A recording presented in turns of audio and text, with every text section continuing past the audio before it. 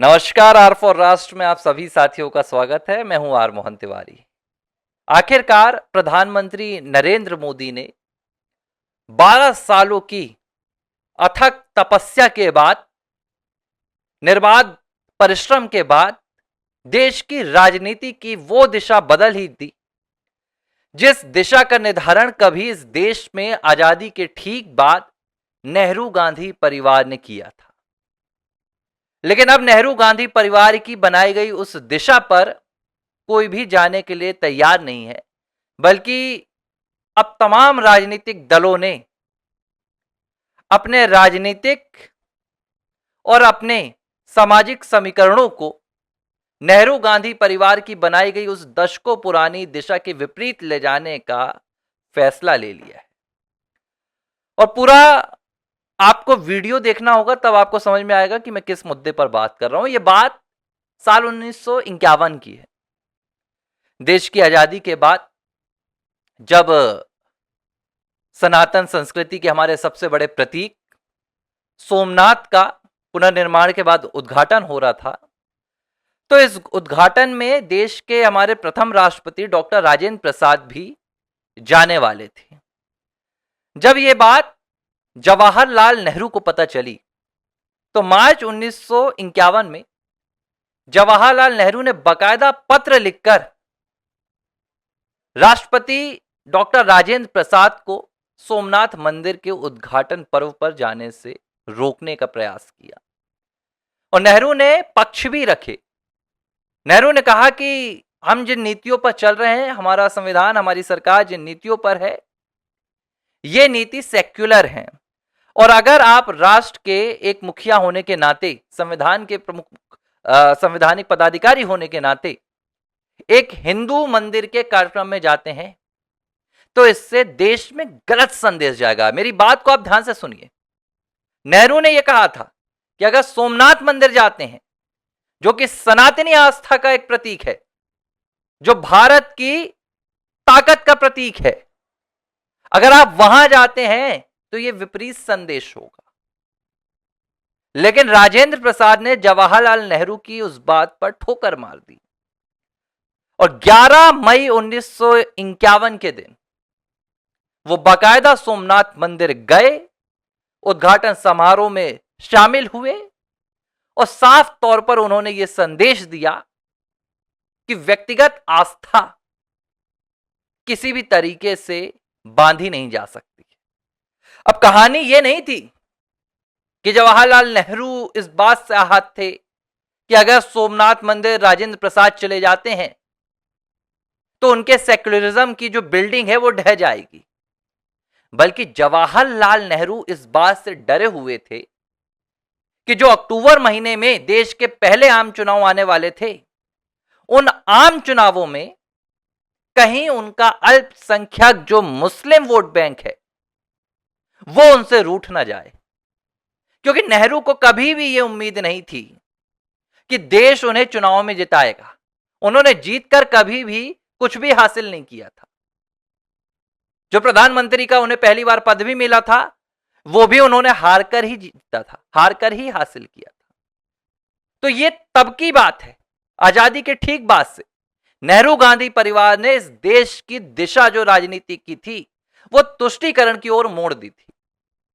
और तब से ही इस देश में जब भी कोई सनातन संस्कृति की बात करता, कोई हिंदुओं की बात करता, तो उसके मन में घृणा डाल दी जाती, उसके प्रति अनादर की भावना समाज में पैदा की जाती, जैसे कि उसने कोई अपराध कर दिया हो।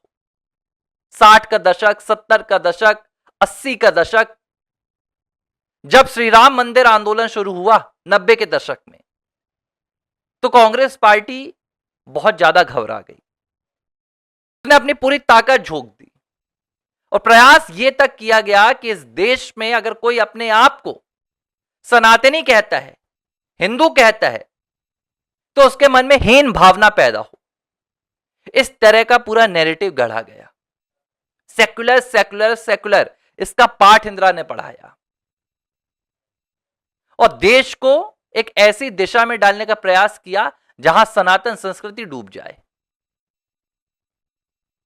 लेकिन दशकों तक चलाई गई नेहरू गांधी परिवार की ये परंपरा अब आकर ध्वस्त हो गई है। राम मंदिर के खिलाफ, राम मंदिर आंदोलन के खिलाफ इन तमाम राजनीतिक दलों ने खुद को सेक्युलर साबित करने के लिए न सिर्फ करोड़ों हिंदुओं की आस्था का सालों तक अपमान किया, यहां तक कि हिंदुओं पर, राम भक्तों पर गोली चलाने से भी उन्होंने परहेज नहीं किया था। यह 90 के दशक की बात है। लेकिन अगर अब आप 2026 के इस वर्तमान परिदृश्य में देखें तो एक बहुत बड़ा परिवर्तन निकल कर आया, और यह परिवर्तन भारत की राजनीति का अब तक का सबसे बेहतरीन परिवर्तन भी हो सकता है, जहां पर अब तुष्टीकरण की राजनीति से राजनीतिक दल घबरा रहे हैं, डर रहे हैं, कांप रहे हैं। उन्हें लग रहा है कि अगर अब हमारे ऊपर ये लेबल लग गया, हमारे ऊपर ये थप्पा लग गया कि हम तुष्टीकरण की राजनीति करते हैं, हम मुस्लिमकरण करते हैं, इस्लामीकरण की राजनीति करते हैं, तो हमारी राजनीति खत्म हो सकती है। खास तौर पर कब?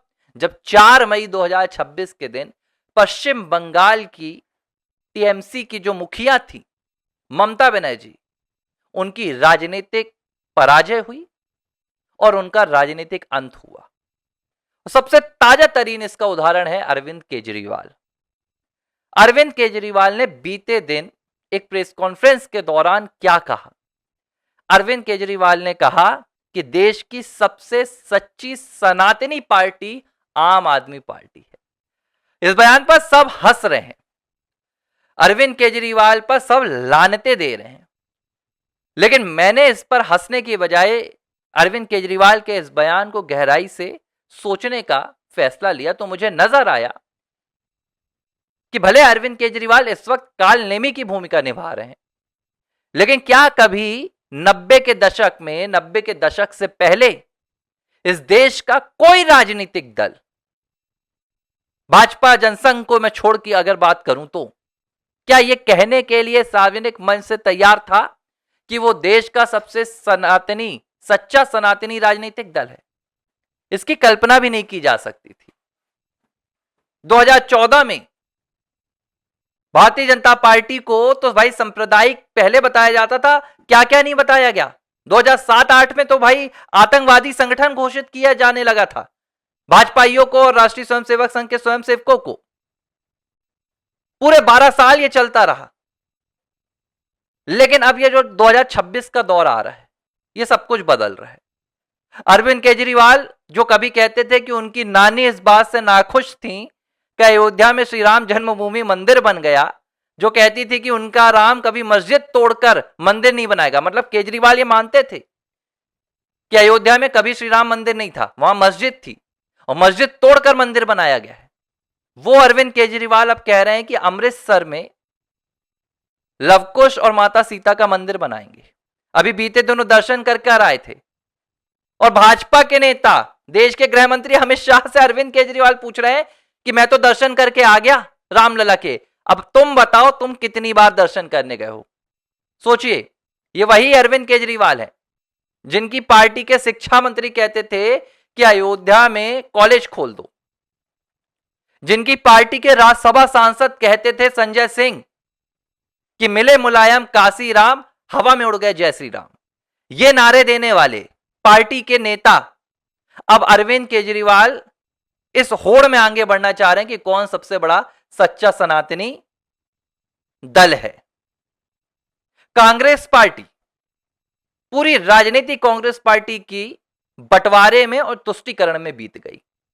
जिन्ना से लेकर मोहम्मद इकबाल से लेकर वंदे मातरम से लेकर गांधी तक, बंटवारे तक, सब कुछ वो कांग्रेस पार्टी आज बड़ी बड़ी प्रेस कॉन्फ्रेंस कर करके कह रही है कि भाई श्री राम मंदिर को लेकर हम आहत हैं, श्री राम मंदिर में ठीक नहीं हो रहा है, अयोध्या में ये हो रहा है, अयोध्या में वो हो रहा है। इनकी पूरी राजनीति का केंद्र अयोध्या में जाकर टिक गया है। ये अपने आप को सबसे बड़े राम भक्त साबित करने में लगे हुए हैं। यही हाल समाजवादी पार्टी का भी है, अयोध्या की लड़ाई लड़ रहे हैं। अभी आपने वो पोस्टर देखा होगा 1 जुलाई को अखिलेश यादव का, श्री कृष्ण बनाया जा रहा है अखिलेश यादव को। राहुल गांधी को भगवान परशुराम बनाया जा रहा है। मुझे एक याद आ रहा है, एक वाकया कुछ साल पहले का है। राहुल गांधी वाराणसी पहुंचे थे, तो वाराणसी में कुछ कांग्रेस के कार्यकर्ताओं ने राहुल गांधी के स्वागत में हर हर महादेव के नारे लगा दिए थे। बाद में उन कांग्रेस कार्यकर्ताओं को, वो कुछ छोटे छोटे पदों में थे, निष्कासित कर दिया गया था, पार्टी से निकाल दिया गया था। राहुल गांधी ने कहा था कि मुझे ये नारे नहीं चाहिए। आज उस पार्टी को राहुल गांधी की तस्वीर भगवान परशुराम की तरह बनानी पड़ रही है। यह अलग बात है कि उसमें भी सनातन अपमान है, लेकिन अब आपको राहुल गांधी किसी मजार में मत्था टेकते नजर नहीं आते हैं। अब अखिलेश कतराते हैं कि उनकी तस्वीर किसी मौलवी या मौलाना के साथ ना आ जाए। क्यों? क्योंकि राजनीति की दिशा बदल गई है। अब इन तमाम राजनीतिक दलों को और राजनेताओं को एक बात बहुत स्पष्ट तरीके से समझ में आ गई है कि जिस सनातन धर्म को 79 सालों तक इस देश में हाशिए पर रखा गया, चाहे फिर वो राजनीति हो, चाहे वो सामाजिक दायरा रहा हो, अब ये करना नामुमकिन है। बल्कि अगर अब इस देश में आपको किसी भी दिशा में आगे बढ़ना है, आप देखिए, व्यापार हो, राजनीति हो, खेल हो, कोई भी यहां पर जगत हो, कोई भी फील्ड हो, हर फील्ड में सनातनी आपको विचारधारा सबसे आगे नजर आएगी। और इसीलिए मैं कह रहा हूं, ये सब कुछ पिछले 12 सालों में हुआ, नरेंद्र मोदी के नेतृत्व में हुआ। देश में जो विकास हुआ वो एक अलग मुद्दा है, लेकिन ये जो विचारधारा का एक सैलाब आया है, ये आने वाले कई दशकों तक, या मैं कहूं कि सदियों तक इस देश में टिका रहेगा। और अब तमाम राजनेता, तमाम राजनीतिक दल भले ही कालनेमी की श्रेणी में हो, लेकिन अब वो आपको नमाज पढ़ते हुए, टोपी लगाते हुए नजर नहीं आएंगे, बल्कि जय श्री राम के नारे और अपने आप को सच्चा सनातनी साबित करते हुए दिखेंगे।